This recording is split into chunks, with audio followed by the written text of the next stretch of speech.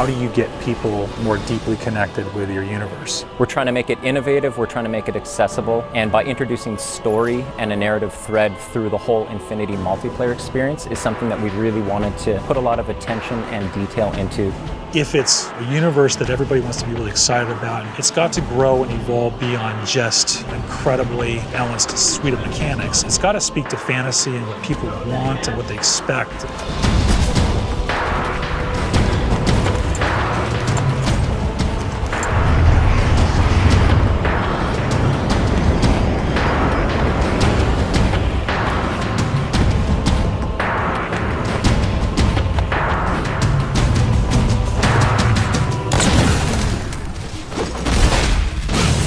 Something we really wanted to do with Halo 4 was to bring a new perspective to Halo multiplayer. Flag assassination! The high-level philosophy for multiplayer was that we wanted to unify the competitive and cooperative experiences under this one big narrative banner that we call Infinity. The Infinity is a UNSC ship that is home to the Spartan 4 program. Really try to contextualize multiplayer in such a way in which it doesn't feel like abstracted game mode off to the side. It feels very much part of the same universe. We knew we wanted to expand the audience as far as we could, but still satisfy the core as much as possible. We had to break everything down to line-by-line evaluation of our current scripts and redefine that core loop to not make it like Halo 2 or like Halo 3 or something in the middle, but make it Halo 4. Halo starts with a philosophy that we've upheld, which is that your gameplay mechanics are consistent across every mode, so they don't change. We want to give players the power to choose which weapons they take in. People have their own personal favorites. It's a growth system in that you're unlocking customizations for your character, you're unlocking new weapons and abilities, but that's also helping to train you how to use those over time. You have armor abilities and armor mods, which are sort of under the hood modifications to your armor that give you abilities, give you passive changes. And then that completely fit in with our new scoring system. There's a lot of actions players take in multiplayer that contribute but don't necessarily put a score on the board. Because of the objective medals and all the extra ways you can score in a match, no players are finishing the game with a 0. Hail Mary. So one of the big things for us was making sure that people felt involved, felt like they could always contribute in some sort of way. You're getting rewarded for teamwork, your style, your kills, your assists, the objectives you complete. And as you do that, you're going to get medals that fill up your ordnance meter. Ordnance ready. Once your ordnance meter fills up, the UNSC Infinity gives you 3 rewards you can choose from. Those are going to be power weapons, power-ups, or grenades, and you can call them down right to you. Request confirmed. We've added what we're calling a situational record. That's a replay of the person that just killed you and how they killed you. It just adds a bit more information for players. The matchmaking system has evolved to let us join in progress. Overall, this means players will be getting into games faster and more often. So the new CTF really focuses on trying to encourage a little more team play. In the past, there was a lot of dropping of the flag and changing of roles. Now when you pick up the flag, Carrying flag. You're 100% committed, and at that point, your role is now to deliver that flag. your HUD will change to tell you exactly where the deliver point is. Flag capture. Everybody can see exactly what it is that they're supposed to do. If you don't have that flag, then you'll still get points for helping your flag carrier, driving him around, assisting him, saving his life, returning your own flag, defending your flag against the enemies. It's a much more intense experience for all of the players. Enemy team scored.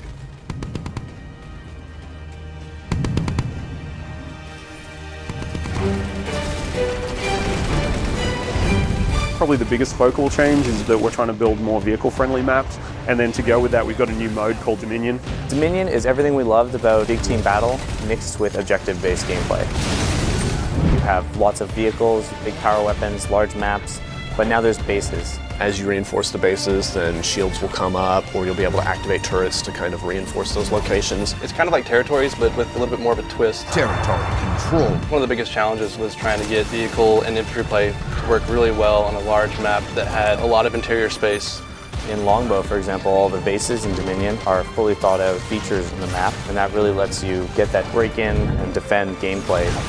The idea was to try and make sure that if the team started here or here, the paths that they could take in between involved great pinch points, places where the vehicles would automatically run into each other and jump over each other.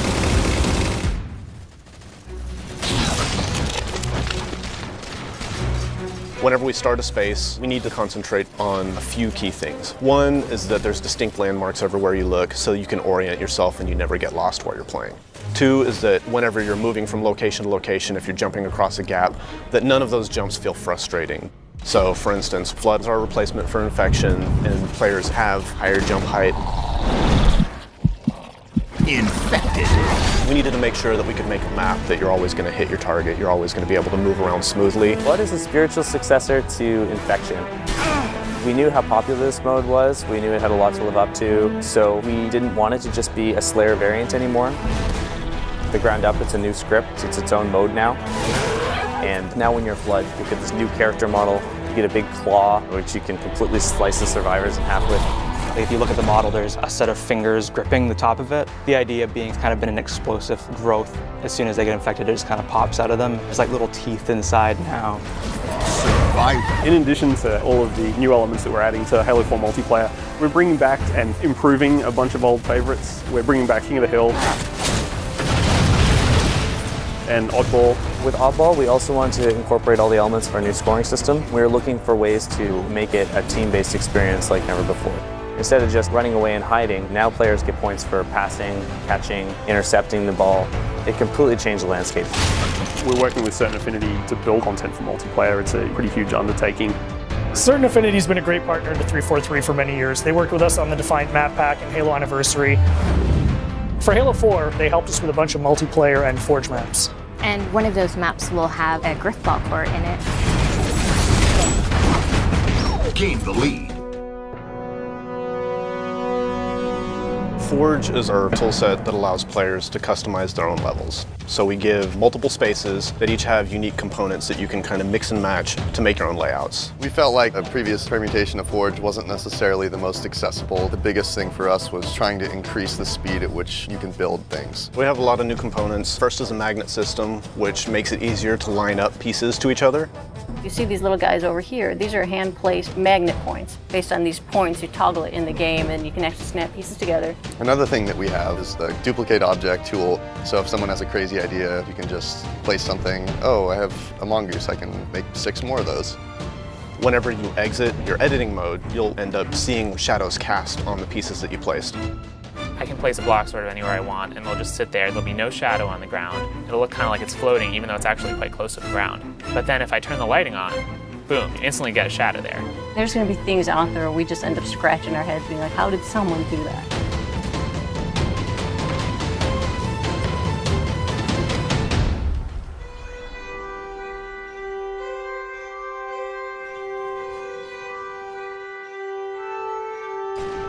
In the tradition of remaking maps, we've chosen to do Valhalla, and this time we're calling it Ragnarok.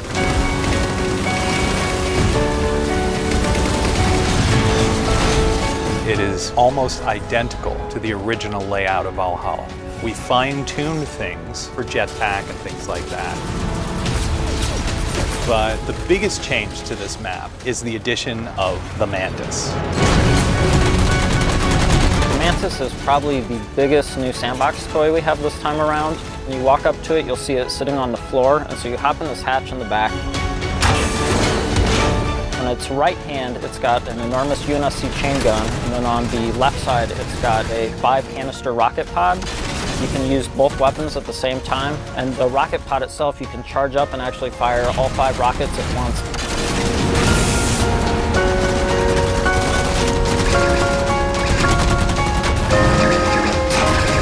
The other thing that's really sweet with it is it has a melee stomp. This is probably the most powerful vehicle in a Halo game since like the Scorpion or Banshee. We knew from the start that if we're going to put this in campaign, we have to bring in multiplayer. What better toy do I want to use than Battlefield in the back? When you look at Halo's audience, you've got a group of players that really gravitates towards campaign, and then another group of players that really gravitates towards multiplayer.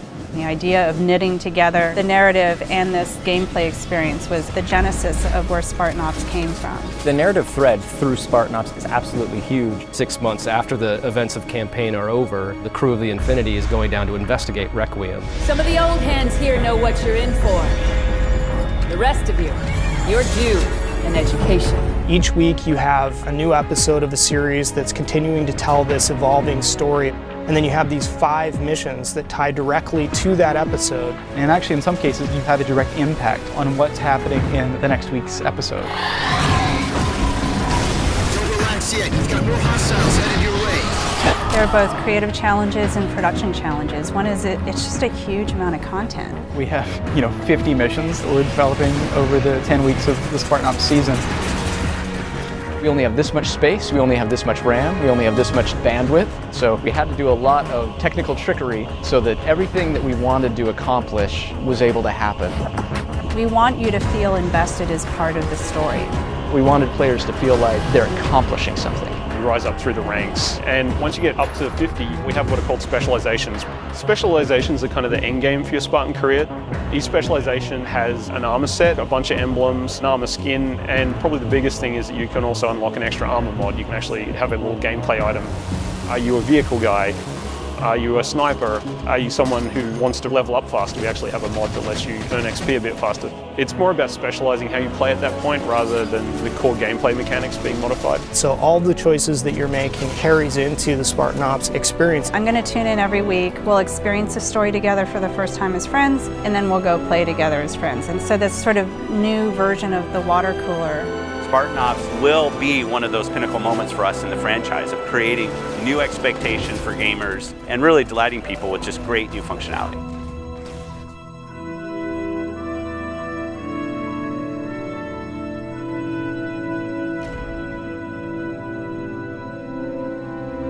We're seeing just kind of the tip of the spear. Going where we want to go in the next steps is only made possible by building absolute confidence.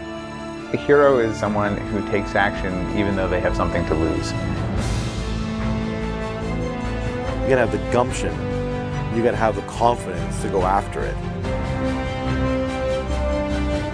No matter how deeply we explore the universe or how much detail that you find out about aspects of the universe, it's still bigger and more mysterious than any amount of information could ever give us. And I think that's how the real universe is.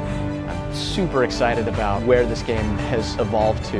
There's so much variation at all levels of the game that make it infinitely replayable. People play it and they say, man, that's great, I just want one more game, and another one, and just keep going. It has been sort of this puzzle that's come together person by person.